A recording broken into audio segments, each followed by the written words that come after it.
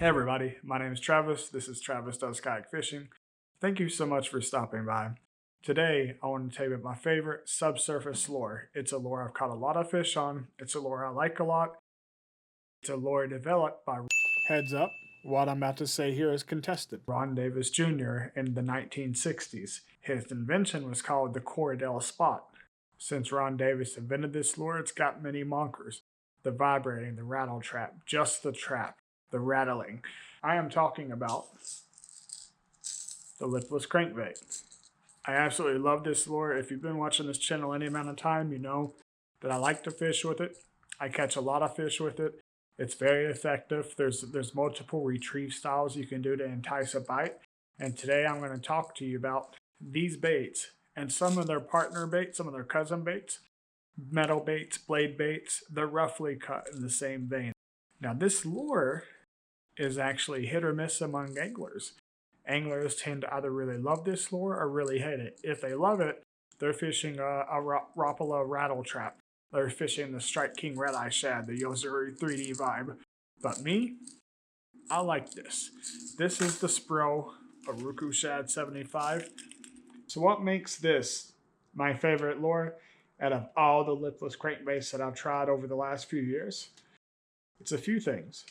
It's the way it reacts when it's in the water, kind of like the jackhammer is known for. It's rattling and it's sonic vibration, its movement is almost instant the moment you start reeling. It doesn't take a lot of speed or rip when you go to give it a tug to really get it going.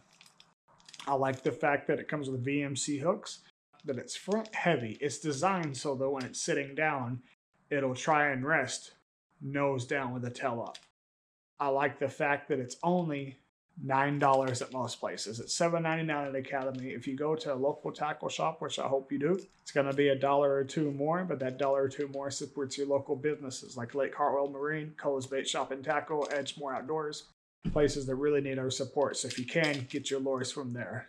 I fish this guy down to 30 foot in the offshore. In the shallow, I'll throw him up in just inches of water.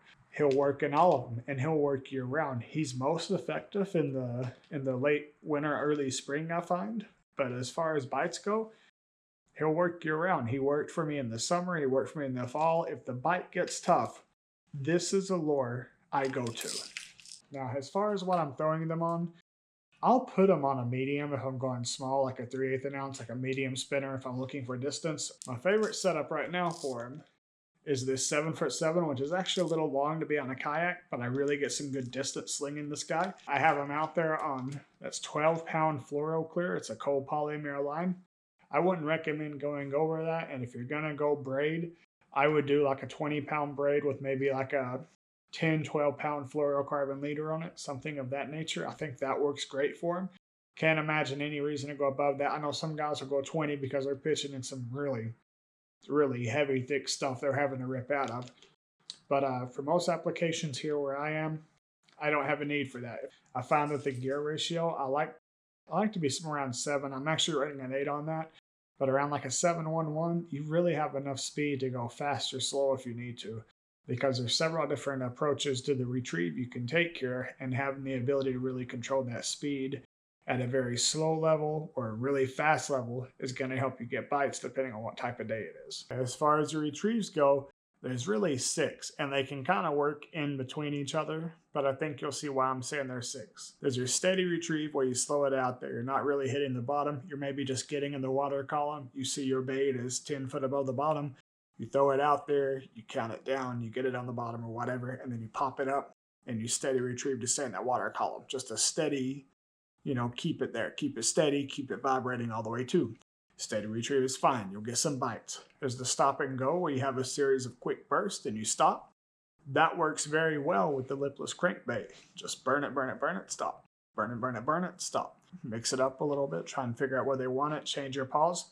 Sometimes pause for a second, sometimes pause for 3. If it's winter, lean more toward the 3 to 5 second range. You've got the yo-yo retrieve, which is one of my favorites actually. You throw it straight out as far as you can, and then you pop, let it hit the bottom, reel in the slack, pop, reel it in, let it hit the bottom, pop, and you're just yo-yoing them.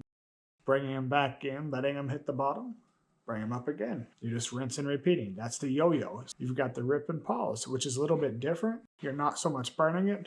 You're really ripping, waiting, pulling in the slack, ripping, waiting, pulling in the slack. The stop and go doesn't typically work well in heavy grass. If you're fishing a lot of live grass, that stop and go, unless you're keeping it above it and not letting it fall into the grass, you're going to get snagged a lot. If there's a lot of grass, you typically lean into the rip and go.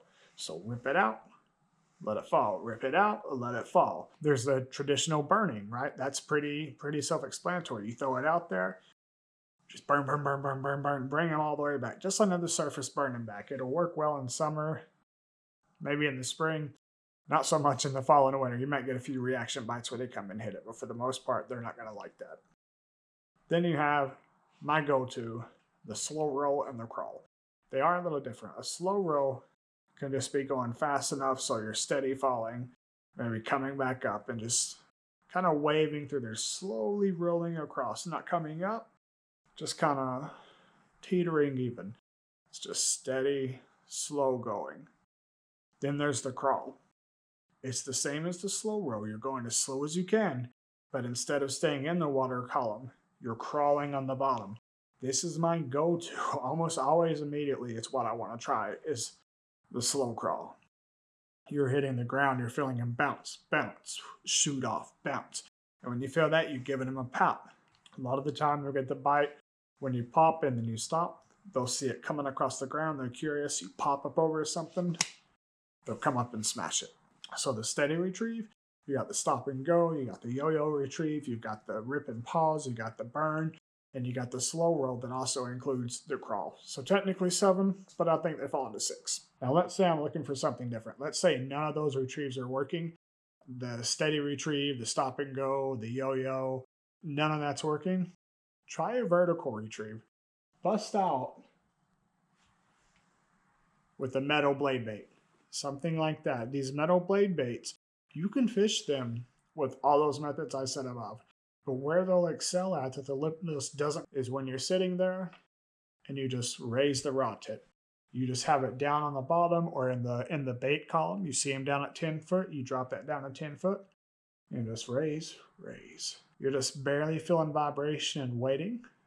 Vibration, vibration. Wait for him to get back down to where he was. Vibration, vibration. That's how you fish a blade bait vertically. Again, you can yo-yo, you can slow retrieve, you can burn.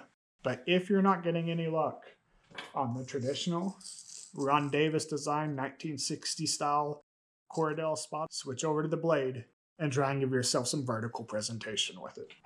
It may just be what the fish want. If you're into the lipless and you feel like they're taking it but you're not getting enough, give that a go. Find you some bridge pylons, find you some grass, find you some riprap, find you some floating docks, find you some dock posts, and just come by them, see what you can get. All right, so that's about that.